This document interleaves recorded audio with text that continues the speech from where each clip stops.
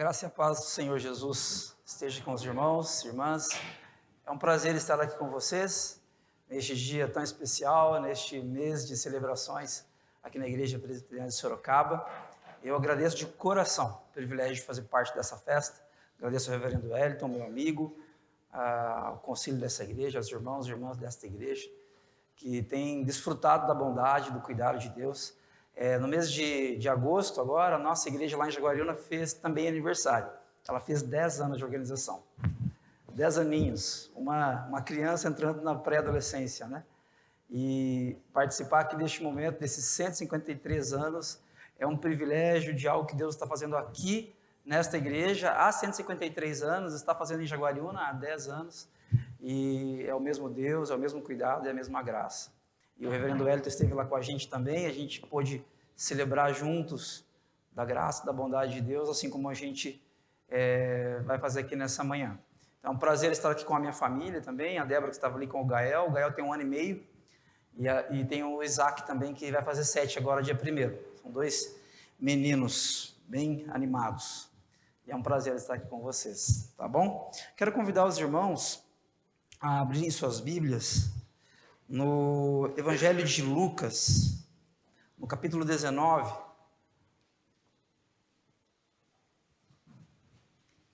os irmãos do quinteto mencionaram a respeito da história de Jonas, né? Uma história bastante conhecida. Essa história é bastante conhecida também, especialmente das crianças. Mas ela é uma história muito especial e tenho certeza que o Espírito Santo vai usar para falar com a gente aqui nesta manhã. E antes da gente ler, enquanto você abre aí, Evangelho de Lucas, capítulo 19, a gente vai ler dos versículos 1 até o 10. Eu gostaria de fazer uma pergunta para os irmãos. O que um dia de celebração de aniversário tem de diferente dos outros dias? No caso, o que um mês de setembro, o mês de celebração de aniversário aqui da Igreja Presbiteriana de Sorocaba, tem de diferente dos outros meses do ano? São meses que têm entre 30 e 31 dias, como quaisquer outros meses, que são compostos de dias com 24 horas, como quaisquer outros dias. Por que estes momentos de celebração são mais importantes, ou o que eles têm de diferente de outros momentos? Por que o aniversário do seu filho, aquele dia tão especial, mas é um dia como qualquer outro, por que aquele dia é diferente? Por que o dia do seu aniversário de casamento é mais especial do que os outros dias do ano? O que um dia de celebração de aniversário tem de diferente dos outros dias? Eu diria que o que ele tem de diferente é porque ele é um convite para mim e para você, para que nós olhemos para as coisas, para que nós olhemos para a vida de uma forma diferente. Os dias de celebração de aniversário, ou um mês de celebração de aniversário, como é o mês de setembro, para esta igreja querida, é um convite especial para você olhar para a história dessa igreja, olhar para as pessoas que estão aí do seu lado de uma forma mais especial. E é este o tema da nossa mensagem aqui nessa manhã. Um convite para um olhar especial. Um convite para um olhar especial. O escritor Rubem Alves, ele dizia que não basta não ser cego para ver. O ato de ver não é coisa natural. O ato de ver precisa ser aprendido. Então, você, discípulo, discípula de Jesus, membro, frequentador, simpatizante desta igreja que está aqui nesta manhã, você olhar para o lado e ver de fato o que Deus está fazendo aqui, profundamente, você precisa aprender a ver. Não é alguma coisa natural. Não é algo tão simples assim. E apesar de Deus ter nos criado à sua imagem e semelhança, e nós termos sido criados perfeitos por Ele, a Bíblia diz para a gente em Gênesis 3 que houve uma desconexão, houve algo que a Bíblia chama de pecado. E o pecado, ele nos torna incapaz de ver o que deve ser visto. O pecado faz com que você olhe para essa igreja e, em vez de ver coisas boas, você enxergue só defeitos. Defeitos da liderança, defeitos do reverendo Wellington, bem poucos, né, reverendo? E defeitos das pessoas que estão sentadas aí ao seu redor. Porque a gente tem dificuldades, a gente não sabe ver como deveria ver, de fato. Mas isso não é uma característica sua. Isso é uma característica nossa, enquanto humanidade, em função do pecado. O ato de ver precisa ser aprendido. E é nesse sentido, meus irmãos e irmãs, que eu quero convidar vocês para a gente olhar para esse texto. Para que o Espírito Santo nos convide, para nesse dia de celebração, nós termos a oportunidade, o privilégio de olhar uns para os outros, para essa igreja querida, de uma forma especial. A palavra de Deus, no Evangelho de Lucas, no capítulo 19, a partir do verso 1, ela compartilha com a gente uma história muito especial. Eu quero convidar você a se colocar em pé, uma reverência à palavra de Deus.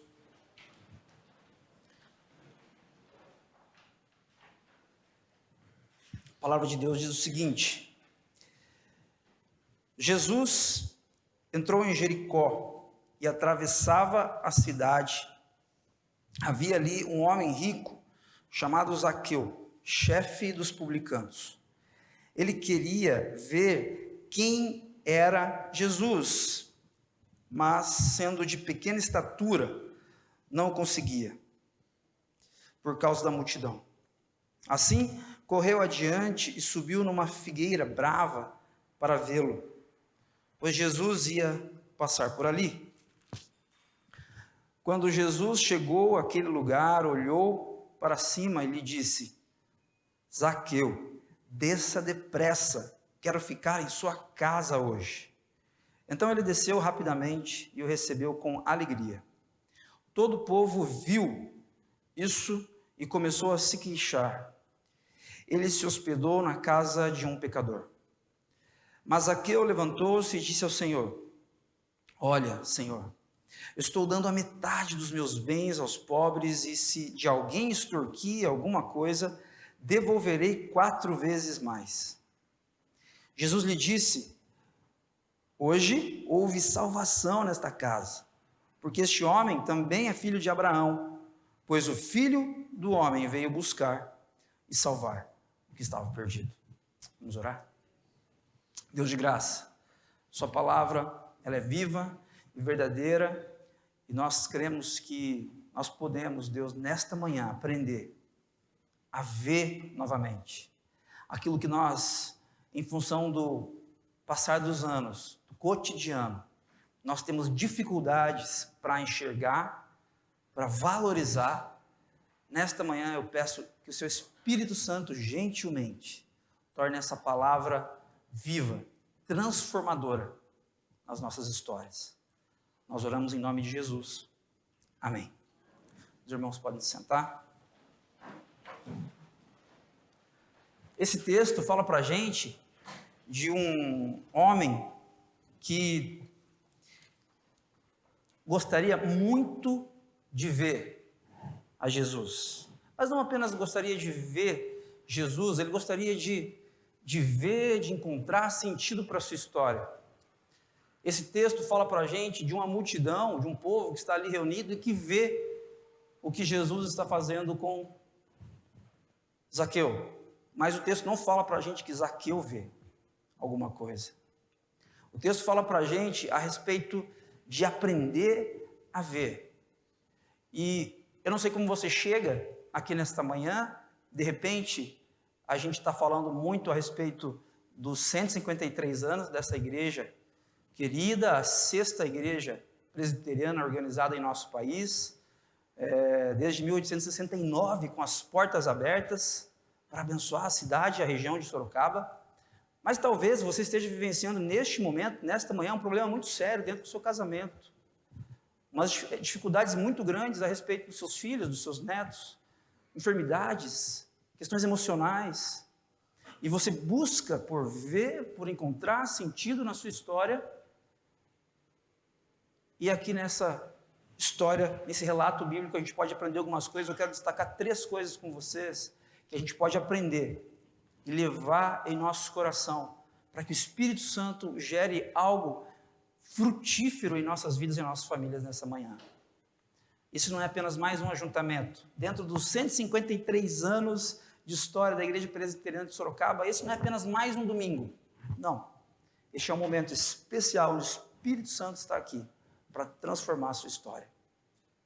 Primeira coisa que eu queria destacar com você é que sem Jesus, todas as nossas expectativas estão condenadas ao fracasso. Gente, presta atenção no que eu estou dizendo. Sem Jesus, todas as nossas expectativas estão condenadas ao fracasso. Mas eu acho que você está exagerando, Carlos. Também não é assim.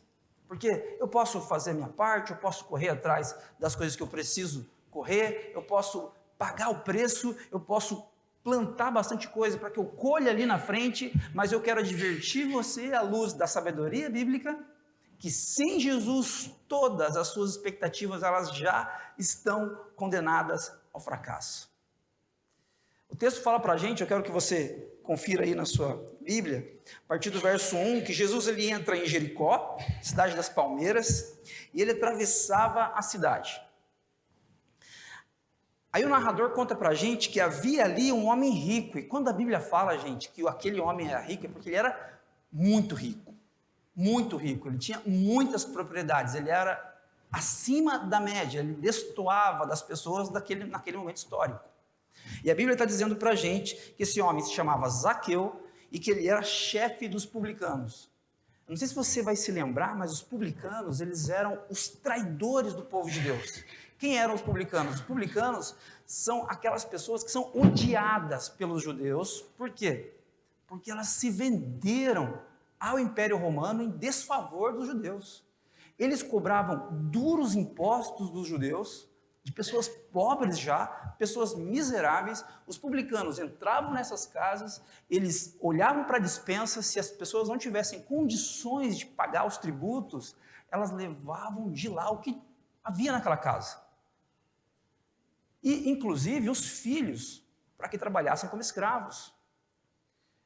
Os publicanos, eles eram extremamente duros com o seu próprio povo. Então, o povo de Deus, os judeus, eles olhavam para os publicanos com ódio, com ira, porque eram traidores.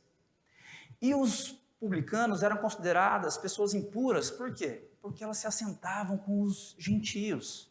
Diferentemente dos judeus, que se cuidavam com relação à alimentação, com relação às pessoas com quem eles comiam juntos, ao redor da mesa, os publicanos estavam o tempo todo com os gentios. Então, os judeus não gostavam dos publicanos. Por quê? Porque os publicanos se venderam ao dinheiro. Os publicanos amavam o dinheiro. Os publicanos eram muito, muito ricos. Mas o texto está dizendo para a gente que Zaqueu não é apenas um publicano, ele é chefe dos publicanos.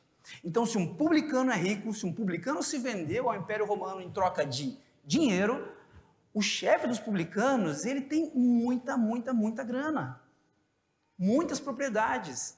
Ele pode fazer inúmeras viagens durante o ano com a família inteira. E ele paga para todo mundo. Ele conhece o mundo inteiro a partir das boas e lindas viagens que ele pôde fazer, se ele vivesse no nosso tempo hoje. Comendo nos melhores restaurantes, vestindo as melhores roupas, usando os melhores e mais caros relógios, joias. Ele seria uma pessoa muito rica no nosso tempo. É dele que o texto está falando para a gente. Esse homem, cheio de dinheiro, influente, chefe dos publicanos, no versículo 3, o texto diz para a gente que ele queria ver quem era Jesus. Essa palavra queria, no grego, ela está no tempo imperfeito, e que passa para mim e para você, leitores, nessa manhã, a seguinte informação: esse querer era um querer contínuo. Ele não quis ver Jesus aqui neste momento. Ele queria sentido para a história dele continuamente, porque o dinheiro não lhe era suficiente. O dinheiro não apaziguou no coração dele o desejo por mais e mais e mais, por sentido de vida para a sua história. O texto fala para a gente que ele tinha um desejo contínuo de encontrar sentido para a existência dele, e nesse caso aqui ele queria ver quem era Jesus, ele queria ver. O que um dia de celebração de aniversário tem diferente dos outros? É um convite para que nós olhemos para as coisas, para a vida, de uma forma especial. Zaqueu queria ver Jesus. Ele queria enxergar Jesus, mas o texto diz que ele era de pequena estatura e ele não conseguia, por causa da multidão. Assim correu adiante, subiu numa figueira brava, num sicômoro, uma árvore fácil de subir na época, porque ele queria ver Jesus. Ele queria ver, contemplar com seus olhos Jesus. Pois Jesus ia passar por ali. Eu não acredito, pela continuação do texto, que Zaqueu ele entendia quem era Jesus, que ele sabia que Jesus iria lhe salvar de uma vida sem sentido. Mas eu acredito que Zaqueu ele tinha uma busca incessante por sentido na sua história, talvez como a sua história. Talvez você esteja procurando sentido para a sua existência em inúmeros livros, em coaches por aí, e você esteja lendo livro após livro, fuçando no YouTube, coach depois de outro coach, e você começa a descobrir pastores de inúmeras vertentes teológicas. Por quê? Porque você está buscando encontrar sentido para a sua história, para que Deus abençoe, para que Deus intervenha na sua história. Mas eu quero lembrar você que sem Jesus, todas as nossas expectativas estão condenadas ao fracasso. Se Jesus não olhasse para Zaqueu, como a gente vai ver na continuação do texto, Zaqueu poderia estar em cima dessa figueira brava até hoje, até agora, 11:19, e nada lhe teria acontecido. Muitas vezes nós lemos esse texto a partir da perspectiva errada, e nós valorizamos a ação de Zaqueu, e nas escolas bíblicas as crianças geralmente aprendem isso, a ser como Zaqueu e tal, é legal isso, é muito visual, é bacana, mas a verdade é que se Jesus não olha para Zaqueu, Zaqueu não teria tido a sua história transformada. O olhar que transforma aqui nesse texto é o olhar de Jesus, não o olhar de Zaqueu, porque o texto nem fala do olhar de Zaqueu. Fala que ele tenta, que ele gostaria, que ele queria. Mas sem Jesus, as nossas expectativas são todas condenadas ao fracasso. Se você nessa manhã chega aqui e você vem tentando encontrar sentido na sua história no casamento, afinal de contas, você casa para ser feliz. Ou você vem tentando encontrar sentido na sua história no divórcio, porque você também se divorcia para ser feliz. Ou você está procurando sentido na sua história tendo mais um filho, ou agora você vai ter um neto, que ótimo. Eu quero lembrar você que sem Jesus, essas tentativas, por melhores que elas sejam, por mais nobres que elas sejam, como foi a tentativa de Zaqueu, elas estão condenadas ao fracasso. A segunda coisa que eu quero destacar com vocês é que Jesus nos vê e faz morada em nós. A má notícia é que sem Jesus a gente não consegue. A boa notícia, o Evangelho, as boas notícias dizem respeito à verdade de que nesta manhã Jesus ele olha para você. Jesus vê as suas dores. Jesus sabe como você está lá no profundo do seu ser e que ninguém te entende. Jesus vê você. E não apenas isso, ele faz morada no seu coração. No versículo 5 e 6, o texto diz para a gente: quando Jesus chegou àquele lugar, o narrador está contando para a gente com uma riqueza de detalhes, e é importante que nós entendamos isso. Jesus olhou para cima e lhe disse. Jesus olhou para cima. Zaqueu queria pegar uma peça em Jesus, subindo nessa figueira brava, mas quem vê quem aqui? É Jesus quem vê Zaqueu. Jesus olhou para cima e lhe disse: Zaqueu, desça depressa. Desça depressa. Jesus chama Zaqueu pelo nome. Jesus conhece Zaqueu. Jesus diz para ele: desça depressa. Desça quando você quiser. Quando você achar que faz sentido, você desce dessa árvore. Não. Desça depressa, por quê? Eu quero ficar em sua casa hoje. E aqui, gente, é interessante que Jesus faz morada em mim e em você, independentemente do que a religião diz que é certo e que é errado. Porque Jesus não é uma religião. Jesus é uma pessoa que caminha comigo e com você. Se Jesus fosse uma pessoa religiosa, ele jamais diria isso aqui, porque um judeu jamais iria entrar na casa de Zaqueu. Qualquer judeu, gente, que guardasse as leis alimentares, que se cuidasse quanto aos sacrifícios, quanto às idas na sinagoga. Nenhum judeu entraria na casa de um publicano, quanto mais na casa de um chefe dos publicanos. Jamais. Agora, Jesus não apenas conversa com ele, Jesus não apenas sabe o nome de Zaqueu, e Jesus fala: eu vou ficar na sua casa hoje. Eu vou ficar na sua casa hoje, Zaqueu. Eu não sei como você está neste momento quanto à limpeza da sua casa. Quando alguém fala assim para você: vou para sua casa agora, você, por mais que você goste dessa pessoa, a primeira coisa que você pensa é: como é que está lá em casa, né? Se for na minha casa, meu Deus, eu já ligo para Débora, cata os brinquedos no chão aí, porque a gente vai receber visita. E acontece bastante assim, de imprevisto, né? Muitos brinquedos no chão, a pessoa chega e você disfarça como se fosse daquele jeito sempre, né? É sempre arrumadinho assim. Só na minha casa, né, que acontece isso. Gente, Zaqueu, ele foi surpreendido por Jesus. Eu vou para sua casa, Zaqueu. Opa, a minha casa é uma bagunça. A minha casa só tem um monte de documentos lá sobre caixa 2, 3, 4, 5 que eu tenho. Tem um monte de relatórios lá de coisas erradas que eu fiz. Como assim Jesus vai entrar na minha casa? Como assim, Jesus? Jesus, mas eu preciso arrumar primeiro. Eu preciso limpar minha casa primeiro. Eu preciso tirar as coisas sujas. Eu preciso jogar uma mangueira lá. Jesus não pergunta como está a sua casa. Jesus só diz: eu quero passar um tempo com você hoje. Nessa manhã, Jesus não pergunta para você: como é que está? Você está lendo a Bíblia todo dia? Você está indo à igreja?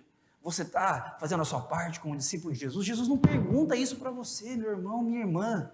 O Espírito Santo, nessa manhã, diz para você, independentemente de como você está: quero ficar em sua casa hoje. É Jesus quem nos vê. É Jesus quem nos vê. E a terceira coisa que eu quero destacar com vocês é que Jesus não apenas nos vê, mas Ele nos dá um novo olhar. Jesus nos vê e faz morada em nossos corações. Quem arruma bagunça, quem limpa bagunça é Ele, não é você. Mas não apenas isso, Jesus nos vê e nos ensina a ver também. Rubem Alves disse que o ato de ver não é coisa natural, precisa ser aprendido. Mas com quem que eu aprendo? Com quem que eu aprendo?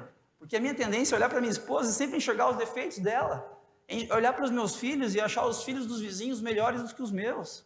A minha tendência é olhar para a minha comunidade cristã e achar ela bacana, mas, poxa, tem uma outra igreja ali que ela é tão mais. A minha tendência é essa, porque eu não sei ver como eu deveria. Mas a palavra de Deus nos diz que Jesus, Ele nos vê e Ele nos ensina a ver. Ele faz isso comigo e com você nessa manhã. Nos versículos 7 a 10, o texto diz: todo o povo viu isso. Isso o quê? Jesus fazendo menção de ir para a casa do chefe dos publicanos, para a casa de Zaqueu. E começou a se queixar. Ele se hospedou na casa de um pecador. E, gente, antes que você comece a julgar aqui o povo, eles estão certíssimos. Eles estão certíssimos. Eu e você faríamos a mesma coisa. Pensa no pior político, no pior criminoso, na pessoa mais difícil, mais complicada que você conhece, que vem à sua mente. É como se Jesus estivesse hoje indo jantar na casa dessa pessoa. Meu Deus, como que Jesus não vai jantar na minha casa, que sou quase um santo? Como é que Jesus não vem jantar na casa do pastor Wellington? Por que Jesus não vai jantar na casa de um dos integrantes do quinteto? Onde já se viu do pessoal da família do reverendo Mateus? Né? Fazia mais sentido.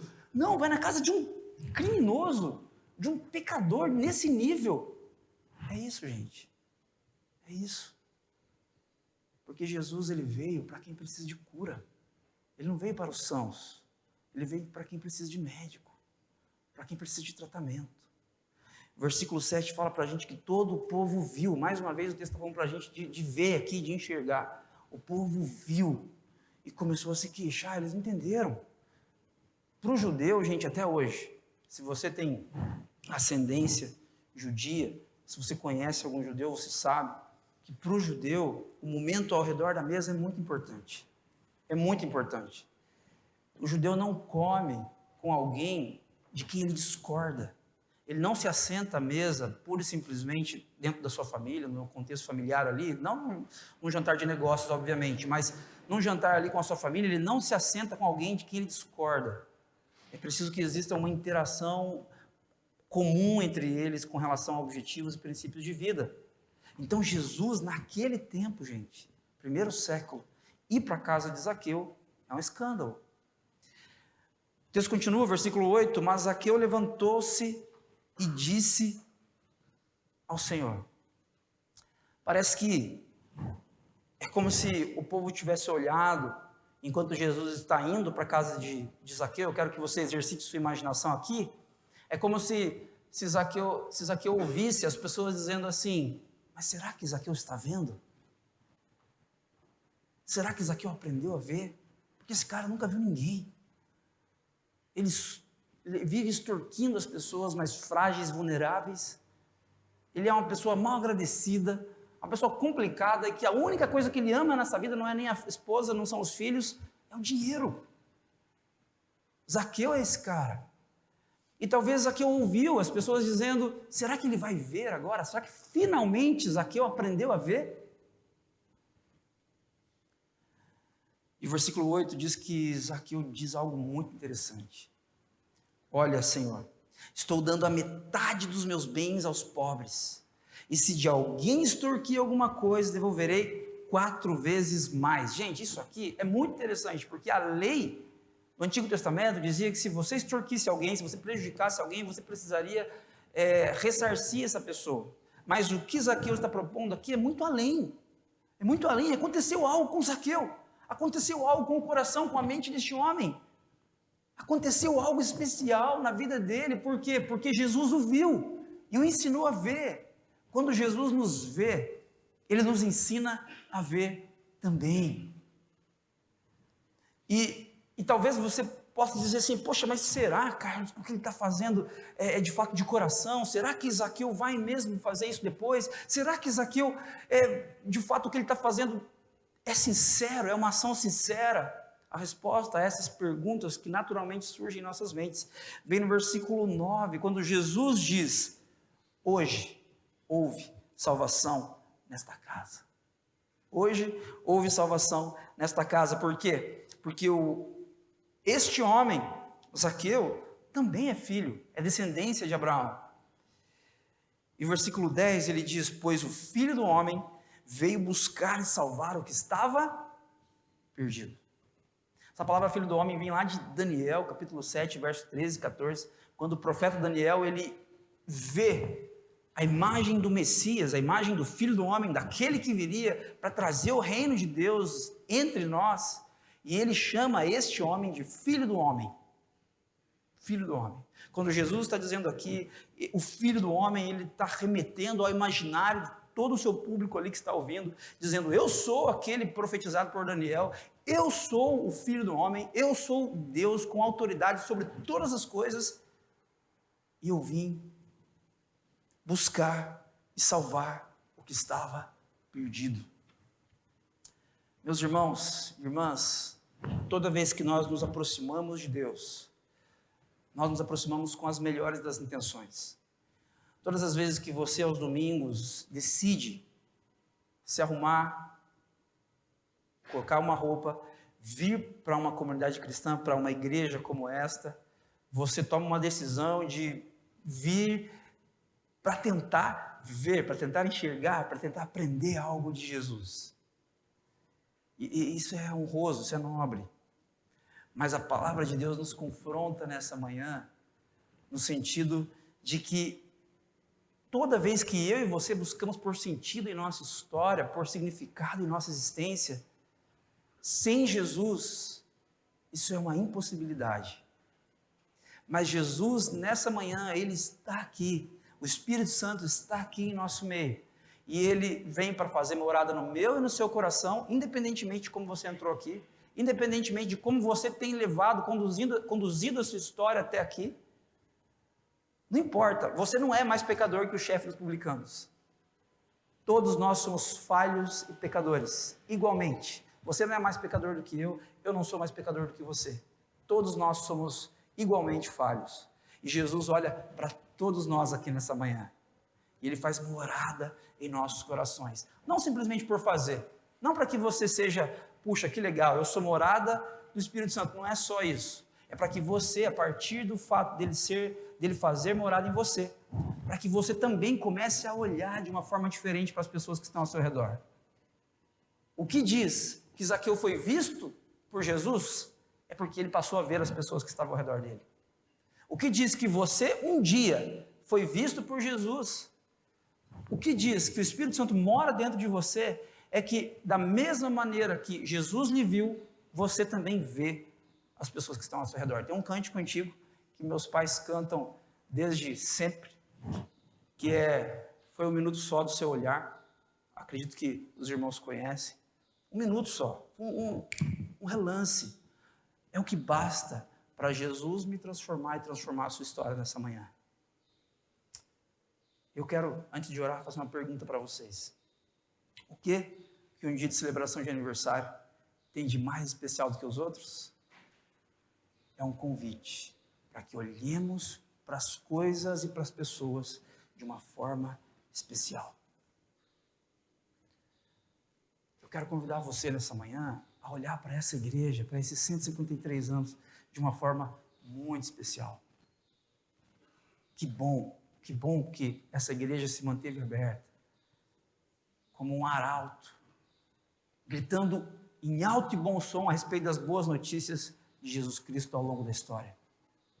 Que bom que homens e mulheres se levantaram aqui, pecadoras, falhas, cheias de defeitos, mas foram usadas pelo agir gracioso de Deus. Que bom, que bom. Que Deus nos lembre disso e nos convide a olhar com gratidão para tudo que Ele tem feito na história dessa comunidade e das famílias dessa igreja. Amém? Que Deus os abençoe.